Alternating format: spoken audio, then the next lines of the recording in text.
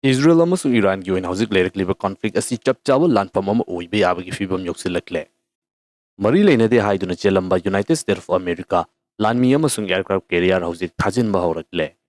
Israel gi maikei gi Iran gi nuclear scientist amasung maru oiba army general kayama hatkre. Unbreakable wall ni hairab Israel gi Iron Dome Iran gi maikei gi chatharakpe attack ngaktokpa ngamdabadgi Mossad gi headquarter da fawba pankre.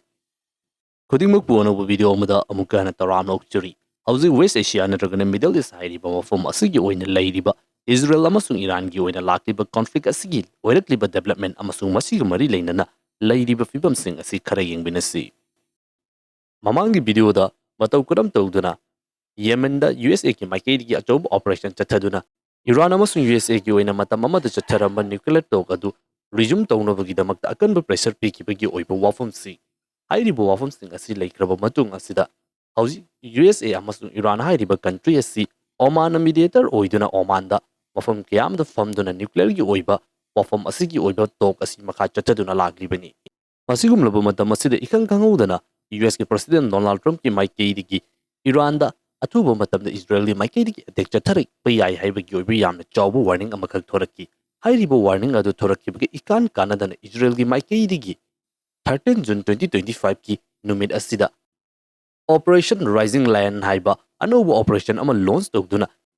Iran gi underground lainung da leiriba nuclear sites sing asida attack chathakibani hairiba attack aduda Israel gi maikei gi adukki matik yamlava fighter aircraft sing sijinnaduna Iran gi airspace tamna changsinduna hairiba nuclear sites sing asida akanba attack chathabada natana ground dagi su laimai dagi su air defense system Iran gi oina leiriba air defense system asibu target tawduna Maduda natana atopa Iran gi oina kusukulai pairiba ballistic missile na chingba pairiba mafam sing asidasu Mossad ki maikei gi attack chathabagi oiba tawdok sing laiki mataw asum tawduna Iran gi soil manung asida Israeli Mossad commando sing gi maikei gi operate tawba ngamlakpa haibasi Iran hairiba country asigi manungda kayamuk yamna Israel na changsinduna leiba ngamlabage haibasi gi oiba chap chaba khudam amani masigi pakumoina Iran gi maikei gi amu Israel da Operation True Promise 3 launch tawduna akanba attack chatharaki Iran gi Operation True Promise 3 asigi makhada phase 9 na chatharakliba attack asida Israel hairiba country asina sajaba khwaidigi yamna advanced oiba air defense system amani haiduna malim gi leiriba country sing asigi maikei gi yamna pioneeriba Iron Dome hairiba air defense system asigi maikei gi mamangda missile amata Israel gi leimaida tahanna ngakthokiba aduga yamna khenaba mong amada Iran gi maikei gi aduki matik yamlaba missile amasung drone sing sizinaduna chatharakliba attack asida Iron Dome missile defense system asibu bypass tawduna Israel gi leimaida taba horaki phase 9 na mathak manaw 9 na chatharikliba attack asida noma gi Israel gi leimaida taba hengalakli Iran gi maikei gi lepa leitana chatharikliba attack asibu ngaktokpa ngamlaktabana maram oiduna hojik airport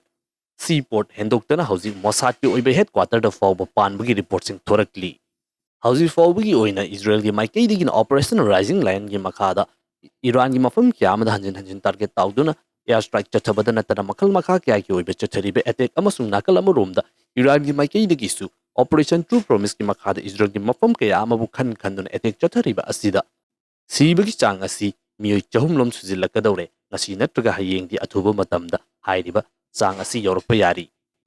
matang asida hojik country ani sigi oina leiriba conflict manung asida comparison macha amaka yengminasi ihan hanbada Iran amasung Israel hairiba country ani sigi chawbagi size da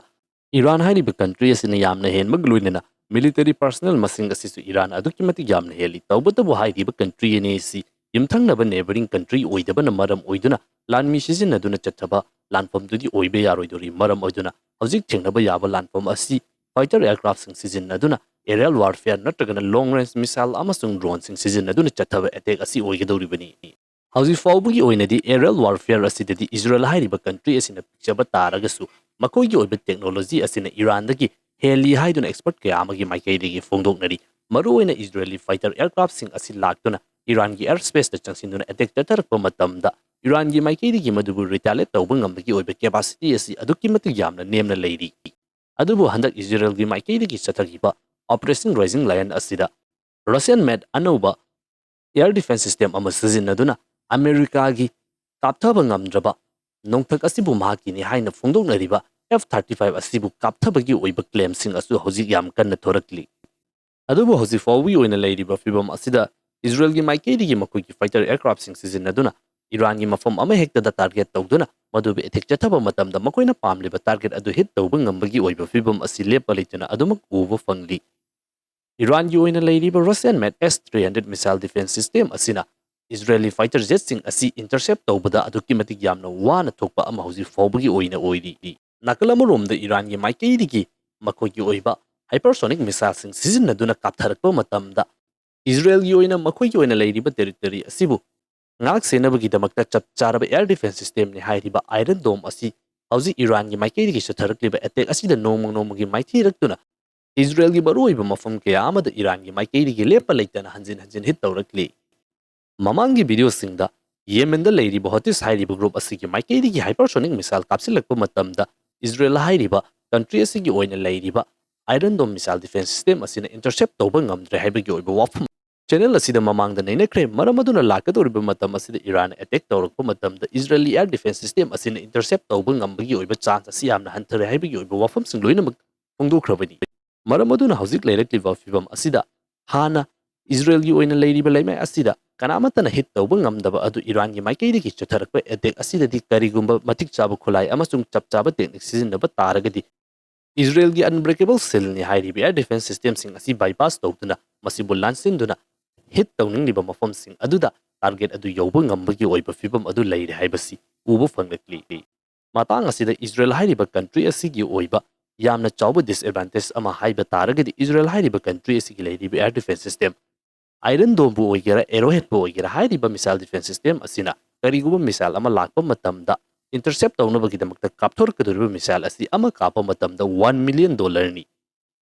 Nakalamurumda Irangi maikeidigi kaplakliba missile sing asina hairiba mamal adudigi yamna hongba mamal oibana karigumba Israelgi maikeidigi intercept tawnabagidamakta hanjin kapa haibasi Iralga yengnaruba matamda Israelda yamna hena chawna mangzaba ama oirakpa yari. Nakalamurumda Israel hairiba country asi United States of America hairiba Malemasigi superpower khwaidagi yamna paisa pairiba country asigi chapchaba partner ni. Maramasina Israel hairiba country sina landingnabada changadoriba selfon khudingma USA gi maikeidigi mateng panglangnabagidamagta yamna chawba oithokpa ama leiri. Maram asina housing nakalani maki oina lakliba conflict asi loishinba naidana hena kankhatpa yabagi fibam asi nomugi uraklibani. Israel gidamakta USA ki maikeidigi phone laptop na makal makha kya gi oiba mating sing pangsinba natana housing landmi fawba amasung makogi aircraft carrier sing thazilagliba asiga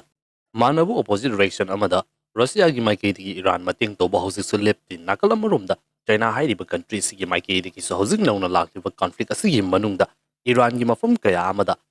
Chinese carrier plane kaya ama landing toba haurakle haibagi oiba report sing thorakli conflict asigi damakta China gi maikeidigi kusukulai sing deliver tawba oiramgani haiduna mui kya amagi maikeidigi di fungdonari tawbatabu China government ki maikeidigi di officially masigumlaba wafam sing asi leite haiduna hojiksu adumak lepli mathang asina hoji fawbi oina leiriba conflict asida country ani sigi oina leikiba makogi oiba target sing yana anbada Israel gi maikeidigi Iran gi nuclear site sing asida attack tawriba asi Iran hairiba country asi atuba matamda nuclear weapon saba ngambagi oiba capacity adu leire maram aduna nuclear weapon sarakringai gi mangjongnana Israel gi maikeidigi preemptive strike oina chathakiba attack ni haiba wafam asini Israeli Prime Minister Benjamin Netanyahu gi maikeidigi fongdokpagi matung inna Iran hairiba country sigi maikeidigi nuclear weapon payload taraga manga fawba saba yabagi oiban uranium enrichment leire maram aduna madu yodringaida Israel gi maikeidigi attack adu chathakibani haiba wafam asini Israel gi maikeidigi chatharkiba attack aduda Iran gi underground tunnel da leiriba nuclear base kaya ama yamna kanna hit tawki tawbatabu hairiba attack aduda nuclear radiation na chingba amata leite haibaki oiba International Agency of Atomic Energy ki maikeidigi fongdokpa wafam sing leiki tawbatabu chatharkiba attack aduda Iran gi oina nuclear weapon sing sanabagi damakta leiriba nuclear scientist amasung Iran gi nuclear program asiga mari leinaba senior member amasung military gi oiba general sing hatpa ngamki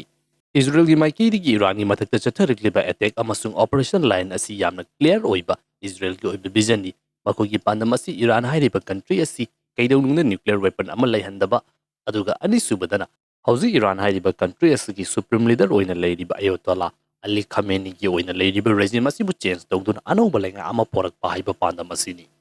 Israel hairiba country sigi maikeidigi Iran gi maru oiba nuclear site sing de attack chathaba amasung Iran gi leiriba nuclear project ka mari leinaba miyoi sing hatpa ꯃꯁꯤꯒꯤ ꯃꯈꯥ ꯇꯥꯔꯛꯄ ꯑꯣꯏꯅ ꯏꯖꯔꯦꯜꯒꯤ ꯑꯣꯏꯕ ꯍꯧꯖꯤꯛ ꯐꯥꯎꯕꯒꯤ ꯑꯣꯏꯅ ꯑꯆꯧꯕ ꯑꯦꯆꯤꯞꯃꯦꯟ ꯑꯃ ꯍꯥꯏꯕ ꯇꯥꯔꯒꯗꯤ ꯏꯔꯥꯟ ꯍꯥꯏꯔꯤꯕ ꯀꯟꯇ꯭ꯔꯤ ꯑꯁꯤꯒꯤ ꯏꯀꯣꯅꯣꯃꯤꯒꯤ ꯌꯥꯝꯅ ꯃꯔꯨ ꯑꯣꯏꯕ ꯑꯣꯏꯜ ꯗꯤꯄꯣꯠꯁꯤꯡꯗ ꯇꯥꯔꯒꯦꯠ ꯇꯧꯗꯨꯅ ꯑꯦꯇꯦꯛ ꯆꯠꯊꯕ ꯃꯁꯤꯒꯤ ꯃꯅꯨꯡꯗ ꯁꯥꯔꯥꯟ ꯑꯣꯏꯜ ꯗꯤꯄꯣꯠ ꯍꯥꯏꯔꯤꯕ ꯏꯔꯥꯟꯒꯤ ꯌꯥꯝꯅ ꯃꯔꯨ ꯑꯣꯏꯕ ꯑꯣꯏꯜ ꯗꯤꯄꯣꯠ ꯑꯁꯤ ꯏꯖꯔꯦꯜꯒꯤ ꯃꯥꯏꯀꯩꯗꯒꯤ ꯌꯥꯝꯅ ꯆꯥꯎꯅ ꯑꯃꯥꯡ ꯑꯇꯥ ꯇꯧꯍꯟꯈ꯭ꯔꯦ ꯅꯥꯀꯜ ꯑꯃꯔꯣꯝꯗ ꯏꯔꯥꯟ ꯍꯥꯏꯔꯤꯕ ꯀꯟꯇ꯭ꯔꯤ ꯑꯁꯤꯒꯤ ꯃꯥꯏꯀꯩꯗꯒꯤꯁꯨ ꯍꯧꯖꯤꯛ ꯂꯦꯞꯄ ꯂꯩꯇꯅ ꯑꯣꯄꯔꯦꯁꯟ ꯇ꯭ꯔꯨ ꯄ꯭ꯔꯣꯃꯤꯁ 3ꯒꯤ ꯐꯦꯁ 9ꯅ ꯆꯠꯊꯔꯛꯂꯤꯕ ꯑꯦꯇꯦꯛ ꯑꯁꯤꯗ ꯏꯖꯔꯦꯜ ꯍꯥꯏꯔꯤꯕ ꯀꯟꯇ꯭ꯔꯤ ꯑꯁꯤꯒꯤ ꯌꯥꯝꯅ ꯃꯔꯨ ꯑꯣꯏꯕ ꯏꯀꯣꯅꯣꯃꯤꯛ ꯍꯕ ꯑꯃ ꯑꯣꯏꯔꯤꯕ ꯍꯥꯏꯐꯥ ꯄꯣꯔꯠꯀꯤ ꯑꯣꯏꯕ ꯃꯐꯝ ꯑꯁꯤꯗ ꯂꯦꯞꯄ ꯂꯩꯇꯅ ꯑꯦꯇꯦꯛ ꯇꯧꯔꯛꯂꯤ ꯍꯧꯖꯤꯛ ꯐꯥꯎꯕꯒꯤ ꯑꯣꯏꯅ ꯏꯖꯔꯦꯜꯒꯤ ꯌꯥꯝꯅ ꯃꯔꯨ ꯑꯣꯏꯕ ꯍꯌꯦꯡ ꯂꯥꯛꯀꯗꯧꯔꯤꯕ ꯏꯟꯇꯔꯅꯦꯁꯅꯦꯜꯒꯤ ꯑꯣꯏꯕ ꯑꯆꯧꯕ ꯔꯨꯠ ꯑꯃꯒꯤ ꯑꯣꯏꯕ ꯌꯥꯝꯅ ꯆꯥꯎꯕ ꯂꯝꯕꯤ ꯑꯃꯁꯨ ꯑꯣꯏꯒꯗꯧꯔꯤꯕ ꯍꯥꯏꯐꯥ ꯄꯣꯔꯠ ꯑꯁꯤꯗ ꯍꯟꯖꯤꯟ ꯍꯟꯖꯤꯟ ꯑꯦꯇꯦꯛ ꯆꯠꯊꯈ꯭ꯔꯕ ꯃꯇꯨꯡꯗ ꯏꯖꯔꯦꯂꯤ ꯑꯦꯌꯔꯄꯣꯔꯠ ꯀꯌꯥ ꯑꯃꯗꯁꯨ ꯑꯦꯇꯦꯛ ꯇꯧꯈ꯭ꯔꯦ ꯃꯁꯤꯒꯤ ꯃꯈꯥ ꯇꯥꯔꯛꯄ ꯑꯣꯏꯅ ꯍꯧꯖꯤꯛ ꯏꯖꯔꯦꯜ ꯍꯥꯏꯔꯤꯕ ꯀꯟꯇ꯭ꯔꯤ ꯑꯁꯤꯒꯤ ꯃꯦꯟ ꯁꯤꯇꯤ ꯑꯣꯏꯔꯤꯕ ꯇꯦꯜ ꯑꯕꯤꯕ ꯍꯥꯏꯔꯤꯕ ꯀꯦꯄꯤꯇꯦꯜ ꯁꯤꯇꯤ ꯑꯁꯤꯗꯁꯨ ꯏꯔꯥꯟꯒꯤ ꯃꯥꯏꯀꯩꯗꯒꯤ ꯑꯦꯇꯦꯛ ꯑꯁꯤ ꯂꯦꯞꯄ ꯂꯩꯇꯅ ꯑꯗꯨꯃꯛ ꯆꯠꯊꯔꯛꯂꯤ ꯇꯦꯜ ꯑꯕꯤꯕꯒꯤ ꯑꯣꯏꯕ ꯃꯐꯝ ꯀꯌꯥ ꯑꯃꯗ ꯍꯧꯖꯤꯛ ꯏꯔꯥꯟꯒꯤ ꯃꯤꯁꯥꯏꯜꯁꯤꯡꯅ ꯇꯞꯅ ꯇꯞꯅ ꯍꯤꯠ ꯇꯧꯕ ꯍꯧꯔꯛꯂꯤ ꯃꯁꯤꯒꯤ ꯃꯅꯨꯡꯗ ꯏꯖꯔꯦꯜꯒꯤ ꯑꯣꯏꯕ ꯃꯤꯂꯤꯇꯔꯤꯒꯤ ꯑꯣꯏꯕ ꯑꯆꯧ ꯑꯆꯧꯕ ꯁ꯭ꯇ꯭ꯔꯛꯆꯔ ꯀꯌꯥ ꯑꯃ ꯂꯦꯞꯄ ꯂꯩꯇꯅ ꯄꯥꯜꯂꯛꯂꯤ ꯈ꯭ꯋꯥꯏꯗꯒꯤ ꯃꯔꯨ ꯑꯣꯏꯅ ꯃꯥꯂꯦꯝ ꯑꯁꯤꯒꯤ ꯑꯣꯏꯅ ꯈ꯭ꯋꯥꯏꯗꯒꯤ ꯌꯥꯝꯅ ꯑꯦꯗꯚꯥꯟꯁ ꯑꯣꯏꯕ ꯈ꯭ꯋꯥꯏꯗꯒꯤ ꯇꯣꯞꯇ ꯂꯩꯔꯤꯕꯅꯤ ꯍꯥꯏꯔꯤꯕ ꯃꯣꯁꯥꯗ ꯍꯥꯏꯔꯤꯕ ꯁ꯭ꯄꯥꯏꯒꯤ ꯑꯣꯏꯕ ꯃꯈꯣꯏꯒꯤ ꯑꯣꯏꯕ ꯍꯦꯗꯀ꯭ꯋꯥꯇꯔ ꯑꯁꯤ ꯐꯥꯎꯕ ꯍꯤꯠ ꯇꯧꯕꯒꯤ ꯑꯣꯏꯕ ꯋꯥꯐꯝꯁꯤꯡ ꯊꯣꯔꯛꯂꯤ ꯃꯁꯤꯅꯤ ꯍꯧꯖꯤꯛ ꯐꯥꯎꯕꯒꯤ ꯑꯣꯏꯅ ꯅꯥꯀꯜ ꯑꯅꯤꯃꯛꯀꯤ ꯑꯣꯏꯅ ꯂꯩꯔꯤꯕ ꯐꯤꯚꯝ ꯑꯁꯤ ꯏꯖꯔꯦꯜꯒꯤ ꯃꯥꯏꯀꯩꯗꯒꯤ ꯉꯁꯤ ꯆꯠꯊꯔꯛꯈꯤꯕ ꯑꯅꯧꯕ ꯑꯦꯇꯦꯛ ꯑꯃꯈꯛꯇ ꯏꯔꯥꯟꯒꯤ ꯅ꯭ꯌꯨꯀ꯭ꯂꯤꯌꯔ ꯁꯥꯏꯠ ꯑꯃꯗ ꯌꯥꯝꯅ ꯆꯥꯎꯕ ꯑꯥꯔꯀ꯭ꯋꯦꯛ ꯑꯃ ꯂꯥꯛꯈ꯭ꯔꯦ ꯍꯥꯏꯕꯒꯤ ꯑꯣꯏꯕ ꯋꯥꯐꯝꯁꯤꯡ ꯊꯣꯔꯛꯂꯤ ꯃꯔꯝ ꯑꯗꯨꯅ ꯏꯖꯔꯦꯜꯅ ꯆꯠꯊꯔꯛꯈꯤꯕ ꯑꯦꯇꯦꯛ ꯑꯗꯨꯗ ꯏꯔꯥꯟꯒꯤ ꯑꯣꯏꯅ ꯂꯩꯔꯤꯕ ꯅ꯭ꯌꯨꯀ꯭ꯂꯤꯌꯔ ꯐꯦꯁꯤꯂꯤꯇꯤ ꯑꯁꯤ ꯍꯤꯠ ꯇꯧꯗꯨꯅ ꯔꯦꯗꯤꯌꯦꯁꯟ ꯂꯤꯛ ꯑꯣꯏꯕꯒꯤ ꯑꯣꯏꯕ ꯄ꯭ꯔꯣꯕ꯭ꯂꯦꯝꯁꯤꯡ ꯂꯩꯔꯝꯒꯗ꯭ꯔꯥ ꯍꯥꯏꯗꯨꯅ ꯑꯦꯛꯁꯄꯔꯠ ꯀꯌꯥ ꯑꯃꯒꯤ ꯃꯥꯏꯀꯩꯗꯒꯤ ꯌꯥꯝꯅ ꯀꯟꯅ ꯄꯥꯅꯔꯤ ꯑꯗꯨꯕꯨ ꯃꯁꯤꯒꯤ ꯑꯣꯏꯕ ꯆꯞ ꯆꯥꯕ ꯀꯔꯤꯅꯣ ꯍꯥꯏꯕꯗꯨ ꯈꯪꯕ ꯉꯝꯗ꯭ꯔꯤ ꯂꯥꯛꯀꯗꯧꯔꯤꯕ ꯃꯇꯝ ꯑꯁꯤꯗ ꯌꯥꯝꯅ ꯊꯨꯅ ꯈꯪꯕ ꯉꯝꯂꯒꯅꯤ ꯃꯊꯪ ꯑꯁꯤꯅ ꯍꯧꯖꯤꯛ ꯂꯩꯔꯛꯂꯤꯕ ꯏꯖꯔꯦꯜ ꯑꯃꯁꯨꯡ ꯏꯔꯥꯟꯒꯤ ꯑꯣꯏꯅ ꯂꯥꯛꯂꯤꯕ ꯀꯣꯟꯐ꯭ꯂꯤꯛ ꯑꯁꯤꯗ ꯂꯥꯟꯐꯝ ꯑꯁꯤ ꯀꯌꯥꯃꯨꯛ ꯌꯥꯝꯅ ꯆꯥꯎꯊꯣꯛꯀꯗꯕꯒꯦ ꯑꯃꯁꯨꯡ ꯃꯈꯥ ꯀꯌꯥꯃꯨꯛ ꯌꯥꯝꯅ ꯆꯠꯊꯒꯗꯕꯒꯦ ꯍꯥꯏꯕꯁꯤꯒꯤ ꯗꯤꯁꯥꯏꯗꯤꯡ ꯐꯦꯛꯇꯔ ꯑꯆꯧꯕ ꯑꯃ ꯑꯣꯏꯒꯗꯧꯔꯤꯕ ꯌꯨꯅꯥꯏꯇꯦꯗ ꯁ꯭ꯇꯦꯠ ꯑꯣꯐ ꯑꯃꯦꯔꯤꯀꯥꯒꯤ ꯑꯣꯏꯕ ꯄꯣꯂꯤꯁꯤ ꯑꯁꯤꯁꯨ ꯑꯃꯨꯛ ꯌꯦꯡꯃꯤꯟꯅꯁꯤ ꯍꯧꯖꯤꯛꯁꯤ USA ꯑꯃꯁꯨꯡ ꯏꯔꯥꯟꯒꯤ ꯑꯣꯏꯅ ꯂꯩꯔꯤꯕ ꯅ꯭ꯌꯨꯀ꯭ꯂꯤꯌꯔ ꯇꯣꯛ ꯑꯁꯤ ꯅꯍꯧꯅꯅ ꯔꯤꯖꯨꯝ ꯇꯧꯗꯨꯅ ꯑꯣꯃꯥꯟꯗ ꯐꯝꯗꯨꯅ ꯋꯥꯔꯤ ꯁꯥꯟꯅꯈꯤꯕꯅꯤ ꯑꯗꯨꯕꯨ ꯏꯖꯔꯦꯜꯒꯤ ꯃꯥꯏꯀꯩꯗꯒꯤ ꯏꯈꯪ ꯈꯪꯍꯧꯗꯅ ꯆꯠꯊꯔꯛꯈꯤꯕ ꯑꯦꯇꯦꯛ ꯑꯗꯨꯅ ꯍꯥꯏꯔꯤꯕ ꯇꯣꯛ ꯑꯁꯤ ꯃꯈꯥ ꯇꯥꯅ ꯆꯠꯊꯕ ꯌꯥꯗꯕꯒꯤ ꯍꯧꯖꯤꯛ ꯊꯤꯡꯖꯤꯟꯗꯨꯅ ꯂꯩꯔꯤꯕꯅꯤ ꯏꯖꯔꯦꯜꯒꯤ ꯃꯥꯏꯀꯩꯗꯒꯤ ꯏꯔꯥꯟꯗ ꯑꯦꯇꯦꯛ ꯆꯠꯊꯔꯛꯇ꯭ꯔꯤꯉꯩꯒꯤ ꯃꯥꯡꯖꯧꯅꯅ US ꯄ꯭ꯔꯁꯤꯗꯦꯟ ꯗꯣꯅꯥꯜꯗ ꯇ꯭ꯔꯝꯞꯀꯤ ꯃꯥꯏꯀꯩꯗꯒꯤ ꯌꯥꯝꯅ ꯆꯥꯎꯕ ꯋꯥꯔꯅꯤꯡ ꯑꯃ ꯂꯩꯈꯤ ꯑꯗꯨꯒ ꯑꯦꯇꯦꯛ ꯑꯗꯨ ꯆꯠꯊꯔꯛꯂꯕ ꯃꯇꯨꯡꯗ ꯗꯣꯅꯥꯜꯗ ꯇ꯭ꯔꯝꯞꯀꯤ ꯃꯥꯏꯀꯩꯗꯒꯤ ꯆꯠꯊꯔꯛꯂꯤꯕ ꯑꯦꯇꯦꯛ ꯑꯗꯨ ꯏꯖꯔꯦꯜ ꯃꯊꯟꯇꯅ ꯆꯠꯊꯈꯤꯕ ꯑꯦꯇꯦꯛꯅꯤ USAꯒꯤ ꯃꯥꯏꯀꯩꯗꯒꯤ ꯀꯔꯤꯒꯨꯝꯕ ꯃꯇꯦꯡ ꯑꯃꯠꯇ ꯇꯧꯈꯤꯗꯦ ꯍꯥꯏꯕ ꯋꯥꯐꯝꯁꯤꯡ ꯐꯣꯡꯗꯣꯛꯈꯤ ꯍꯥꯏꯔꯤꯕ ꯋꯥꯐꯝ ꯑꯁꯤ ꯐꯣꯡꯗꯣꯛꯇꯨꯅ ꯂꯥꯛꯂꯤꯕ ꯀꯣꯟꯐ꯭ꯂꯤꯛ ꯑꯁꯤꯗ ꯏꯔꯥꯟꯒꯤ ꯃꯥꯏꯀꯩꯗꯒꯤ ꯔꯤꯇꯦꯂꯦꯠ ꯇꯧꯔꯛꯄ ꯃꯇꯝꯗ ꯃꯤꯗꯜ ꯏꯁꯀꯤ ꯃꯐꯝ ꯀꯌꯥ ꯑꯃꯗ ꯆꯥꯏꯊꯣꯛꯇꯨꯅ ꯂꯩꯔꯤꯕ USꯒꯤ ꯑꯣꯏꯅ ꯂꯩꯔꯤꯕ ꯂꯥꯟꯃꯤ ꯑꯁꯤꯕꯨ ꯇꯥꯔꯒꯦꯠ ꯇꯧꯍꯟꯗꯅꯕꯒꯤ ꯑꯣꯏꯕ ꯋꯥꯐꯝꯁꯤꯡ ꯐꯣꯡꯗꯣꯛꯈꯤ ꯇꯧꯕꯇꯕꯨ ꯍꯧꯖꯤꯛ ꯏꯔꯥꯡ ꯑꯁꯤ ꯆꯥꯎꯊꯣꯔꯛꯂꯕ ꯃꯇꯨꯡꯗ USAꯒꯤ ꯃꯥꯏꯀꯩꯗꯒꯤ ꯌꯥꯝꯅ ꯆꯥꯎꯕ ꯌꯨꯇꯔꯟ ꯑꯃꯈꯛꯇ ꯍꯧꯖꯤꯛ ꯃꯈꯣꯏꯒꯤ ꯑꯣꯏꯕ ꯂꯥꯟꯃꯤꯁꯤꯡ ꯑꯁꯤ ꯏꯖꯔꯦꯜꯒꯤꯗꯃꯛꯇ ꯃꯇꯦꯡ ꯇꯧꯅꯕꯒꯤꯗꯃꯛꯇ ꯊꯥꯖꯤꯟꯕ ꯍꯧꯔꯛꯈ꯭ꯔꯦ ꯃꯁꯤꯗꯁꯨ ꯅꯠꯇꯅ ꯂꯩꯔꯤꯕ ꯀꯣꯟꯐ꯭ꯂꯤꯛ ꯑꯁꯤꯗ ꯏꯟꯗꯤꯌꯥ ꯑꯃꯁꯨꯡ ꯄꯥꯀꯤꯁꯇꯥꯟ ꯍꯥꯏꯔꯤꯕ ꯀꯟꯇ꯭ꯔꯤ ꯑꯅꯤꯁꯤꯒꯤ ꯑꯣꯏꯅ ꯂꯩꯈꯤꯕ ꯏꯁꯀꯦꯂꯦꯁꯟ ꯅꯠꯇ꯭ꯔꯒꯅ ꯂꯥꯟꯐꯝ ꯑꯗꯨꯗ USꯒꯤ ꯃꯥꯏꯀꯩꯗꯒꯤ ꯃꯦꯗꯤꯌꯦꯠ ꯇꯧꯗꯨꯅ ꯁꯤꯁꯐꯥꯌꯔ ꯄꯣꯔꯛꯈꯤꯕ ꯑꯗꯨꯒꯨꯝꯅ ꯄꯣꯔꯛꯀꯅꯤ ꯍꯥꯏꯅ ꯐꯣꯡꯗꯣꯛꯂꯝꯕ ꯑꯗꯨ ꯍꯧꯖꯤꯛꯇꯤ USꯒꯤ ꯃꯥꯏꯀꯩꯗꯒꯤ ꯃꯦꯗꯤꯌꯦꯠ ꯇꯧꯕꯒꯤ ꯑꯣꯏꯕ ꯈꯣꯡꯊꯥꯡ ꯑꯁꯤ ꯂꯩꯔꯔꯣꯏ ꯍꯥꯏꯗꯨꯅ ꯗꯣꯅꯥꯜꯗ ꯇ꯭ꯔꯝꯞꯀꯤ ꯃꯥꯏꯀꯩꯗꯒꯤ ꯐꯣꯡꯗꯣꯔꯛꯈ꯭ꯔꯦ ꯃꯔꯝ ꯑꯁꯤꯅ ꯍꯧꯖꯤꯛ ꯂꯩꯔꯛꯂꯤꯕ ꯀꯟꯐ꯭ꯂꯤꯛ ꯑꯁꯤ ꯌꯥꯝꯅ ꯆꯥꯎꯕ ꯂꯥꯟꯐꯝ ꯑꯃ ꯑꯣꯏꯔꯛꯄ ꯌꯥꯕꯒꯤ ꯐꯤꯚꯝ ꯑꯣꯏꯔꯕꯅꯤ ꯃꯇꯥꯡ ꯑꯁꯤꯗ ꯍꯧꯖꯤꯛ ꯂꯩꯔꯛꯂꯤꯕ ꯀꯟꯐ꯭ꯂꯤꯛ ꯑꯁꯤꯗ ꯅꯥꯁꯥꯒꯤ ꯁꯦꯇꯦꯂꯥꯏꯠ ꯏꯃꯦꯖꯀꯤ ꯃꯇꯨꯡ ꯏꯟꯅ ꯁ꯭ꯇ꯭ꯔꯦꯠ ꯑꯣꯐ ꯍꯣꯔꯃꯨꯁ ꯑꯁꯤꯗ ꯖꯍꯥꯖ ꯑꯍꯨꯝ ꯃꯩ ꯊꯥꯈꯤꯕꯒꯤ ꯑꯣꯏꯕ ꯏꯃꯦꯖꯁꯤꯡ ꯂꯩꯔꯦ ꯍꯥꯏꯗꯨꯅ ꯍꯧꯖꯤꯛ ꯑꯁꯤ ꯌꯥꯝꯅ ꯀꯟꯅ ꯐꯣꯡꯗꯣꯛꯅꯔꯛꯂꯤ ꯏꯔꯥꯟꯒꯤ ꯃꯥꯏꯀꯩꯗꯒꯤ ꯁ꯭ꯇ꯭ꯔꯦꯠ ꯑꯣꯐ ꯍꯣꯔꯃꯨꯁ ꯑꯁꯤ ꯍꯧꯖꯤꯛ ꯑꯊꯤꯡꯕ ꯊꯝꯖꯤꯟꯈ꯭ꯔꯦ ꯍꯥꯏꯕꯒꯤ ꯑꯣꯏꯕ ꯋꯥꯐꯝ ꯑꯁꯤꯅꯤ ꯀꯔꯤꯒꯨꯝꯕ ꯍꯥꯏꯔꯤꯕ ꯋꯥꯐꯝ ꯑꯁꯤꯅꯁꯨ ꯑꯆꯨꯝꯕ ꯑꯣꯏꯔꯝꯕ ꯇꯥꯔꯒꯗꯤ ꯍꯧꯖꯤꯛ ꯂꯩꯔꯤꯕ ꯏꯖꯔꯦꯜ ꯑꯃꯁꯨꯡ ꯏꯔꯥꯟꯒꯤ ꯑꯣꯏꯕ ꯀꯟꯐ꯭ꯂꯤꯛ ꯑꯁꯤ ꯊꯥꯔꯠ ꯋꯥꯔꯜ ꯋꯥꯔ ꯑꯣꯏꯕ ꯌꯥꯕꯒꯤ ꯑꯣꯏꯕ ꯌꯥꯝꯅ ꯆꯥꯎꯕ ꯄꯣꯁꯤꯕꯤꯂꯤꯇꯤ ꯑꯗꯨ ꯂꯩꯔꯦ